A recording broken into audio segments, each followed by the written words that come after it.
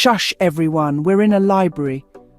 We find ourselves tiptoeing amongst the towering shelves of books, the hushed whispers of patrons, and the faint rustling of pages turning. Our mission is simple, yet complex: to navigate this labyrinth of literature without a sound. Enter Ms. Belle Pum, our unexpected companion, a woman with a peculiar knack for turning tranquility into turmoil. Picture her, if you will, gracefully bending over an ancient tome, not realizing the consequences of her next action. In the heart of this silent sanctuary, she inadvertently breaks the silence with a fart. Yes, you heard me right, a fart. Not just any fart, mind you. This one is directed straight into the unsuspecting mouth of an old lady nearby. The library, once a temple of quiet, erupts into a frenzy of stifled laughter and gasps of disbelief. And that, ladies and gentlemen, was the sound of Ms. Belle Pum's squashed balloon. Let's take a break from the library mayhem and introduce you to something delicious. Get ready for a culinary delight, folks. Today, we bring to you the recipe for roasted cauliflower steaks with chimichurri sauce. This is a simple yet flavorful dish that even Ms. Belle Pum would approve of. The ingredients you'll need include a large head of cauliflower, olive oil, salt, pepper, and your choice of herbs. For the chimichurri sauce, gather some fresh parsley, cilantro, garlic, vinegar, and chili flakes. Now onto the preparation. Remove the leaves and trim the stem of the cauliflower. Cut it into 1-inch thick slices. Drizzle with olive oil and season with salt and pepper. Roast these steaks in a preheated oven at 400 degrees F for about 30 minutes until golden and tender. Meanwhile, blend all the chimichurri ingredients together until smooth.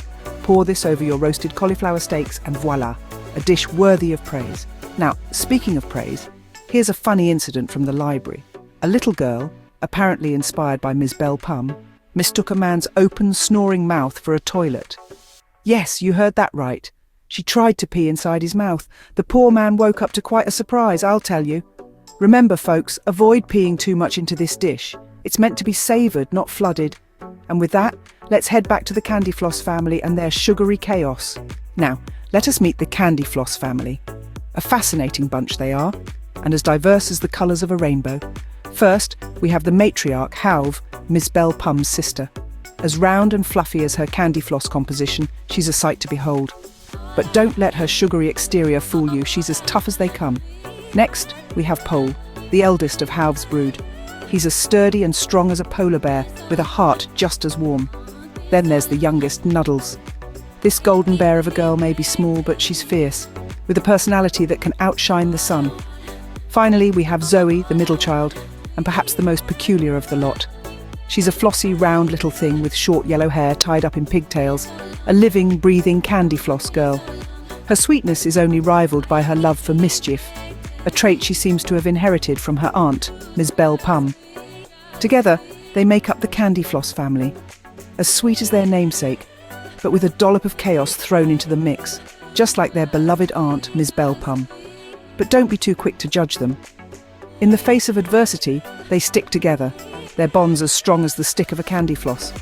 And speaking of adversity, let's not forget about Horse McGorse, Ms. Belle Pum's arch enemy, a goody two-shoes, always trying to paint our family as mischievous and outrageous. But we know better, don't we? The Candy Floss family might be a bit chaotic, but they're far from villainous. In fact, they're just like any other family, navigating the ups and downs of life, albeit with a bit more sugar and a lot more colour. So here's to the Candy Floss family, a family as sweet as candy, yet as chaotic as Miss Belle Pum herself. Remember the library? Well, things just went from bad to worse. There we were, amidst the hushed whispers and rustling pages, when a child, probably one too many sugary treats deep, began to look a touch green around the gills. Our dear Miss Belle Pum, ever the quick thinker, handed the poor tot a suspiciously empty plastic cup, a solution, or so she thought. What unfolded next was a horrifying spectacle that would make even the hardiest stomachs churn. The child, with a heave and a splutter, filled the cup to the brim with a fresh batch of vomit. The mother, oblivious and preparing to feed her baby, ended up serving the vomit in a bottle. Yes, you heard it right, the baby was fed vomit. The baby, quite understandably, responded by vomiting into another cup, and thus began a nauseating chain reaction. That cup of vomit was passed around like a grotesque game of hot potato.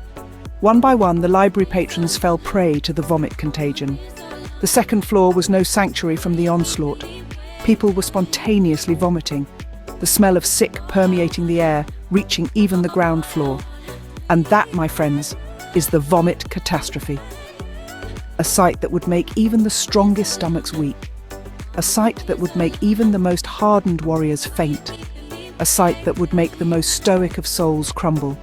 A sight that would make the most seasoned of librarians reconsider their career choices.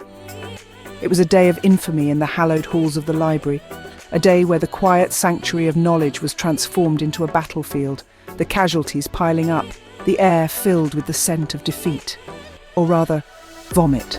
It was the day that would forever be known as the Vomit Catastrophe. A day that will live in infamy, a day that will forever be remembered as the day the library was brought to its knees by a cup of vomit. With the library in chaos, let's take a breather and whip up something delicious to take our minds off the bizarre events unfolding around us. Welcome to the chimichurri sauce recipe. Chimichurri, a tangy and vibrant sauce, is the perfect accompaniment to our earlier roasted cauliflower steaks. To start, you'll need fresh parsley, fresh oregano, garlic cloves, red wine vinegar, olive oil, and a dash of red pepper flakes for a little heat. First, finely chop the parsley, oregano, and garlic. Mix them in a bowl, then add the red wine vinegar, olive oil, and red pepper flakes. Stir until everything is well combined. It's as simple as that. You now have a fresh, zesty chimichurri sauce. But here's a pro tip from our resident chef. To add an extra crunch to your cauliflower steaks, sprinkle some toasted breadcrumbs on top just before serving. The contrast in textures will take your dish to the next level. And there you have it, delicious chimichurri sauce and a culinary tip amidst the mayhem of the library. Now let's dive back into the chaos and see what becomes of our unfortunate patrons in the next scene. Just when you thought things couldn't get any worse, they did. We're back in the library, where our beloved Miss Belle Pum has left everyone marooned with a sea of water, but without a single toilet in sight. Picture the desperate pleas, the strained faces, the crossed legs. It was a sight to behold, a predicament of pee, if you will. Suddenly, the locked door to the loo creaks open. A wave of relief sweeps over the crowd as they scramble towards the sweet solace of the restrooms. But alas, they were too late. Like a dam bursting, a flood of pee and vomit cascades down the stairs. But wait, the horror doesn't end there. Picture this, a young girl, oblivious to the chaos, decides to give herself a little pampering. She spots a jar of what she believes to be face cream. But oh dear, what she smears on her face is not cream, but vomit. The stench hits her, and she retches, adding to the river of vomit flowing down the stairs. Next, we have a woman who has the misfortune of being in the wrong place at the wrong time. As a man succumbs to the onslaught of diarrhea, she becomes the unwilling recipient of his plight. She vomits in response, and the cycle continues, a gruesome game of ping-pong, until she can no longer withstand the ordeal. One lady vomited into her own vagina. One boy vomited up his penis. Yes, you heard that right.